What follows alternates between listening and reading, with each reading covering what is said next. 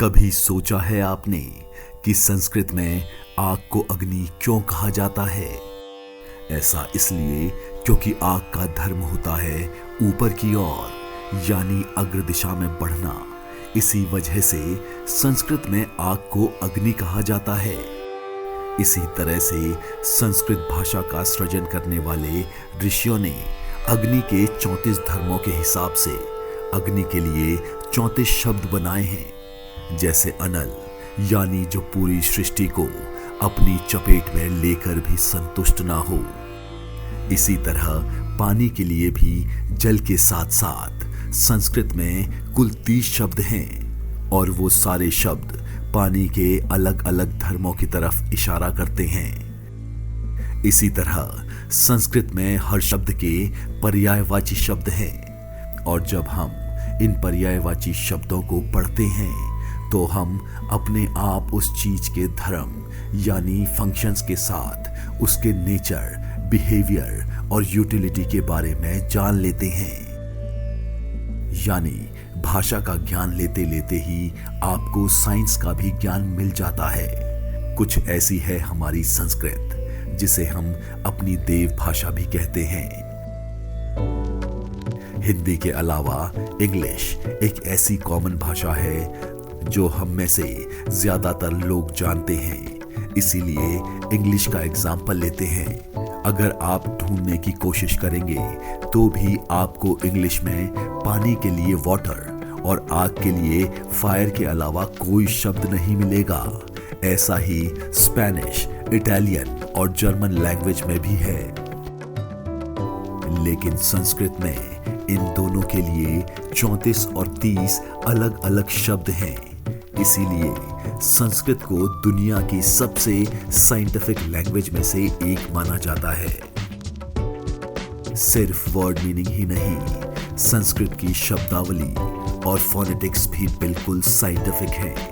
वर्णमाला के सभी अक्षरों को क ख ग घ वाले सीक्वेंस में ही क्यों जमाया गया, इसके पीछे एक बड़ा ही साइंटिफिक प्रोसेस है जो ह्यूमन वोकल कॉर्ड के फंक्शन से ताल्लुक रखता है।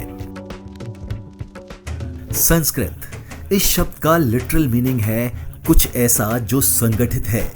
इंसान की डेवलप की हुई सबसे पुरानी भाषाओं में से एक है।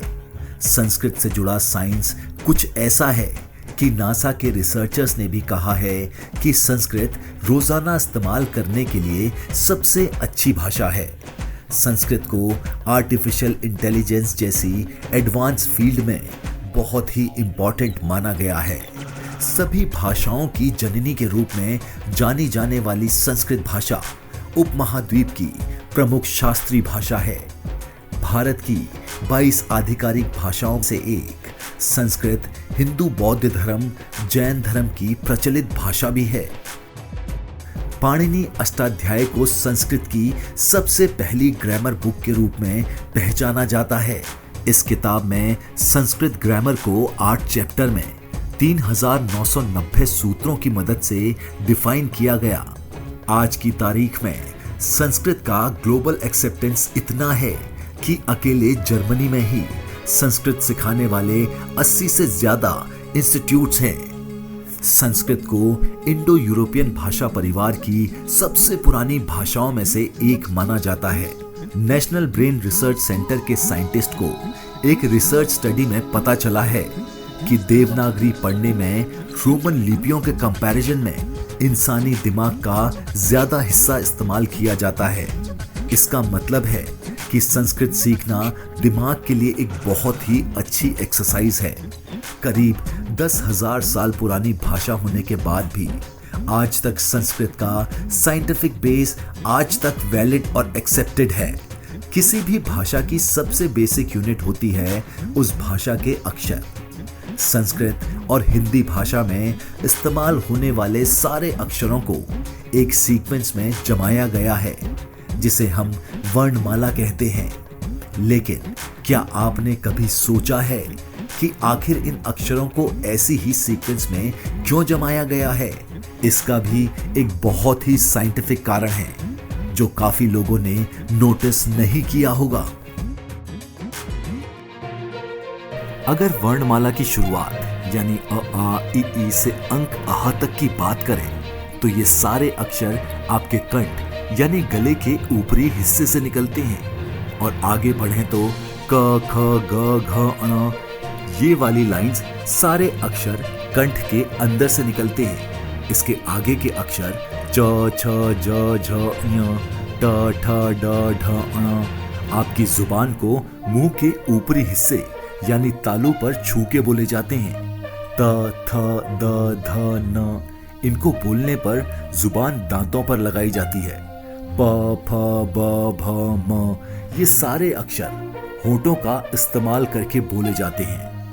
कहने का मतलब ये है कि वर्णमाला के सारे अक्षर उन्हें बोले जाने पर जुबान, तालू और होठों का इस्तेमाल होता है। इसके मुताबिक एक साथ रखे गए हैं, यानी कि इस भाषा के ओरिजिन में ही फोनेटिक साइंस का पूरा ध्यान रखा गया है। और इसीलिए संस्कृत के मुंह से निकलने वाले हर यूनिक साउंड के लिए एक अक्षर मौजूद है। किसी भी भाषा का काम सिर्फ अक्षरों से नहीं चलता। जब इन अक्षरों के शब्द बनते हैं और शब्दों से बनते हैं वाक्य, तब भाषा की असली पहचान उभर कर बाहर आती है। हमने संस्कृत अक्षरों की बात तो कर ली, अब उन अक्षरों से वर्ड और सेंटेंस बनाने के सिंटैक्स और ग्रामर की बात करते हैं। अगर आप कई सालों से इंग्लिश, स्पेनिश या इटालियन बोलते आ रहे हैं तो आपने नोटिस किया होगा कि समय के साथ साथ इन भाषाओं का ग्रामर बदलता रहता है। विक्टोरियन इंग्लिश जो शेक्सपियर जैसे लेखकों के समय में लिखी जाती थी, उनके कंपैरिजन में आज की इंग्लिश बिल्कुल अलग है। वैसे ही भारत के कंपैरिजन में इंग्लैंड जैसे छोटे द्वीप में भी इंग्लिश भाषा के अलग अलग एक्सेंट हैं। लेकिन संस्कृत पर गौर करें तो ये भाषा आज भी वैसी की वैसी ही है। इसका प्रमाण हमें देश के अलग अलग जगहों पर बने मंदिरों पर जाकर मिलता है। आप जम्मू में वैष्णो देवी, साउथ में पुरी या देश के किसी भी हिस्से के मंदिर में चले जाइए, यहाँ के पुजारियों के मंत्रों में संस्कृत भाषा ही नहीं, उनका उच्चारण भी एक जैसा ही मिलेगा। ज्योग्राफिकल डिफरेंसेस होने के बावजूद संस्कृत में कोई अंतर नहीं आता और भारत के हर कोने में संस्कृत एक जैसे ही सुनाई देती है। इसका मतलब ये है कि संस्कृत दुनिया के किसी भी हिस्से में बोली जाए, इसके अक्षर और फोनेटिक्स इतने बेसिक हैं कि कोई भी इस भाषा को बिना किसी एक्सेंट के बोल सकता है। अब जरा धर्मेंद्र की फिल्म चुपके चुपके का वो फेमस सीन याद कीजिए, जिसमें धर्मेंद्र पूछते हैं कि अगर इंग्लिश में टीओ टू होता है तो जियो गो कैसे, और पीयूटी पुट होता है तो सीयूटी कट कैसे हो जाता है। लेकिन संस्कृत में ऐसा कोई कंफ्यूजन नहीं है। ऊ की मात्रा से ऊ का ही उच्चारण होता है और ई की मात्रा से ई का ही उच्चारण होता है। ये सारे नियम आज तक एक्सेप्टेबल हैं और किसी भी लैंग्वेज साइंटिस्ट ने इस भाषा में किसी भी तरह के बदलाव की कोई जरूरत महसूस नहीं करी है। संस्कृत की इसी अडेप्टेबिलिटी की वजह से भारत के विद्वानों, ऋषियों ने वेद ग्रंथ, किताबें, आयुर्वेदिक संहिताएं, इंजीनियरिंग टेक्स्ट बुक्स और हर फील्ड में इकट्ठा किया हुआ उनका ज्ञान संस्कृत भाषा में ही लिखा गया, ताकि सब उनकी लिखी साहित्य को आसानी से समझ सकें और अपने जीवन को बेहतर बना सकें। बड़े लेखक कहते हैं, बड़े से बड़ी बात कम शब्दों में लिख देने की कला को ही राइटिंग कहते हैं। इसीलिए संस्कृत को किसी भी तरह के लिटरेचर के लिए सबसे सही भाषा माना गया है। जैसे कि संस्कृत का मंत्र अहम ब्रह्मास्मि को लेते हैं। संस्कृत में तो इन दो शब्दों में अहम ब्रह्मास्मि में पूरी बात कह दी गई है, लेकिन इसके हिंदी अनुवाद में मैं ही ब्रह्म हूँ 4 शब्द, I am the supreme creator 5 शब्द की जरूरत पड़ती है। इसमें संस्कृत के सबसे सिंपल और सबसे लॉजिकल होने का प्रमाण मिलता है। अब बात करते हैं America space agency NASA Sanskrit को कंप्यूटर के साथ कम्युनिकेट करने की लैंग्वेज बनाने पर काम कर रही है। नासा के साइंटिस्ट रिक ब्रिक्स का कहना है कि संस्कृत इतनी नेचुरल लैंग्वेज है कि इसके जरिए कंप्यूटर द्वारा कोई भी मैसेज कम से कम शब्दों में भेजा जा सकता है। ऐसा इसलिए है क्योंकि कंप्यूटर को एक सर्टेन लॉजिक के बेसिस पर बनाया गया है। कंप्यूटर एक लीनियर डिवाइस है जो एक तरह के इनपुट के लिए हमेशा एक ही तरह का आउटपुट देता है। इसी लीनियर अप्रोच की वजह से कंप्यूटर ने ह्यूमन एरर की पॉसिबिलिटी को नेग्लिजिबल बना दिया है। यही अप्रोच संस्कृत की ग्रामर में भी पाई जाती है।